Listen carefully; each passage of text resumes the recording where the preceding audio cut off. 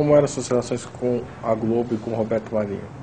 Também excelentes, desde criança, que eu tenho na memória momentos de convivência com o Dr. Roberto.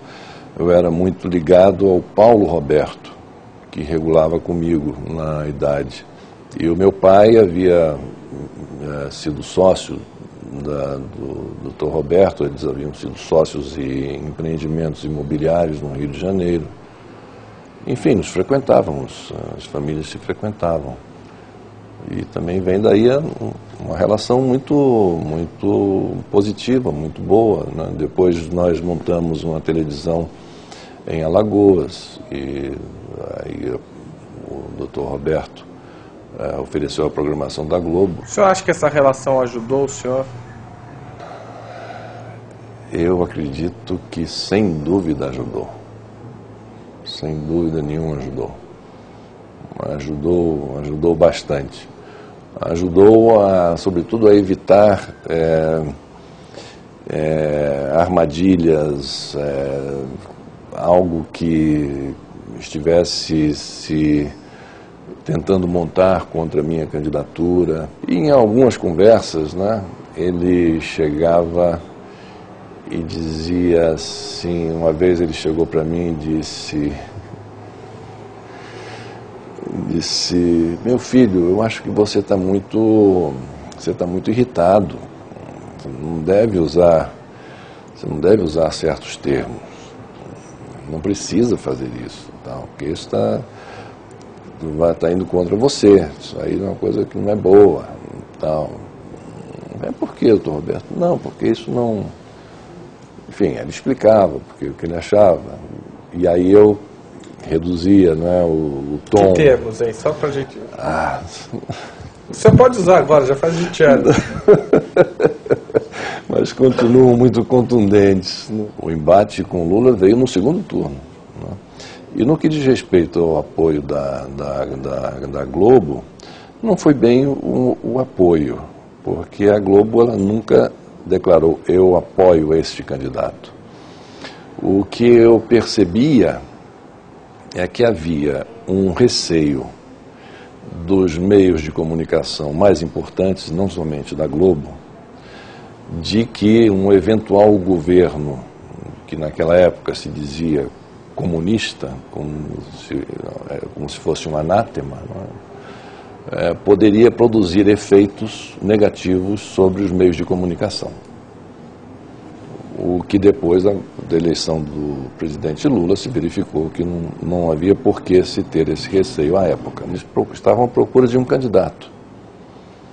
E encontraram um candidato, que foi o Mário Covas.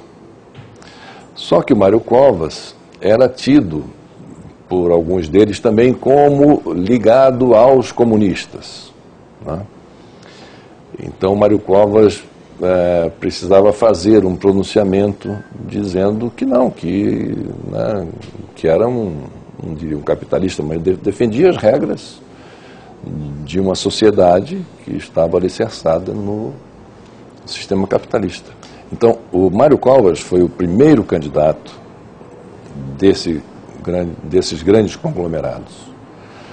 Tanto que, quando ele fez o famoso discurso do choque do capitalismo no Senado Federal, esse pronunciamento foi feito num horário pré-determinado, de modo a que pudesse ser chamado dos jornais que estavam sendo levados ao ar naquele instante, fazer chamadas ao vivo do plenário do Senado, e do plenário do Senado falavam os repórteres dizendo, bom, aqui no Senado agora está usando a tribuna o senador Mário Covas falando sobre isso, vamos ouvir um trecho do discurso.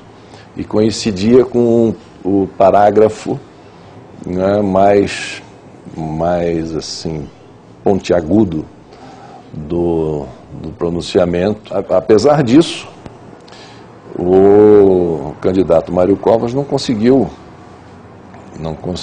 passar essa mensagem para o eleitorado e não decolou. A minha candidatura ela foi, de alguma maneira, tida como simpática, porque não havia outra alternativa. Quando chegava no final das contas das pesquisas, davam sempre nós três. Éramos Brizola, Lula e eu embolados, até que eu comecei a me distanciar, não é? E aí ficávamos eu com um pensamento, representando um pensamento liberal, e o Brizola e o Lula representando um pensamento que não era exatamente o pensamento liberal. Contra o Silvio Santos, não sei. Contra o Brizola, sim, porque era notória a indisposição que havia entre o governador Brizola e o doutor Roberto Marinho. A questão que eu percebia pessoal era em relação ao governador Brizola. E por algo que é difícil explicar, né? Havia uma indisposição entre os dois, né? que perdurava, e aquilo, né, a gente percebia de forma muito clara. Agora, em relação ao Lula, não. Em relação ao Lula, eu nunca percebi nada do Dr. Roberto